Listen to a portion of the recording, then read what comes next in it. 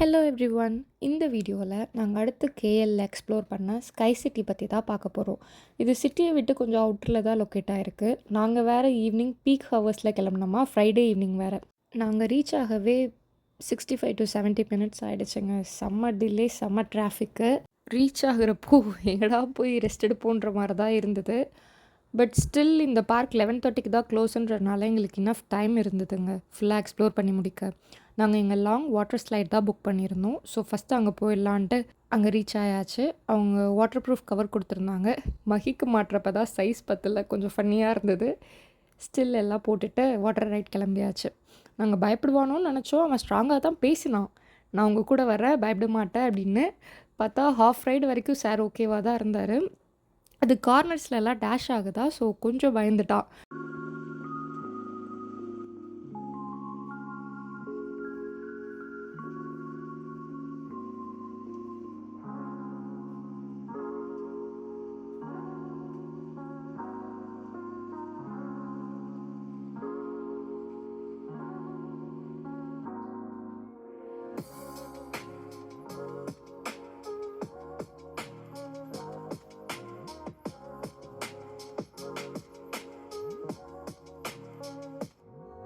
Water right முடிச்சுட்டு exit ஆகி வர இடத்துல ஸ்னோ ஹவுஸ் இருந்தது.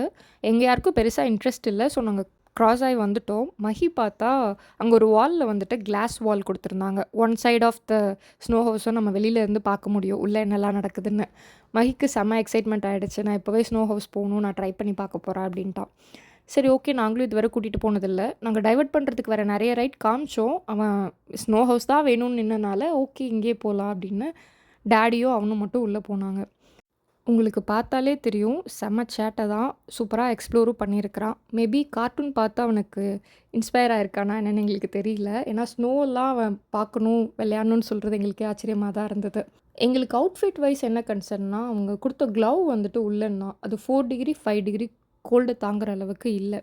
அவன் வெளியில் வரப்போ ஃப்ரீசிங் ஹேண்ட்ஸ் அண்ட் ரன்னிங் நோஸில் வெளில வந்தான். எங்களுக்கு ஃபியூ செகண்ட்ஸ் பயமே ஆகிடுச்சு அவனை ரப் பண்ணி நார்மலைஸ் ஆக்கிறதுக்குள்ளே. ஸோ அது இன்னும் கொஞ்சம் பெட்டராக கொடுத்துருந்துருக்கலான்னு தோணுச்சு. ட்ரெஸ் அண்ட் பூட்ஸ் கம்ஃபர்டபுளாக தான் இருந்தது. தீம் பார்க் வைஸ் பார்க்குறப்போ மணியோட ஒப்பீனியன் என்ன, சிங்கப்பூரை கம்பேர் பண்ணுறப்போ இது ரொம்ப வாஸ்ட்டுன்ற மாதிரி தான் சொன்னாங்க. ரொம்ப பெரிய ஸ்னோ ஹவுஸ் இங்கே இருக்கிறது அண்ட் நிறைய டிஃப்ரெண்ட் ரைட்ஸும் இருந்தது குழந்தைங்களுக்கு ஏற்ற மாதிரின்ற மாதிரி சொன்னாங்க.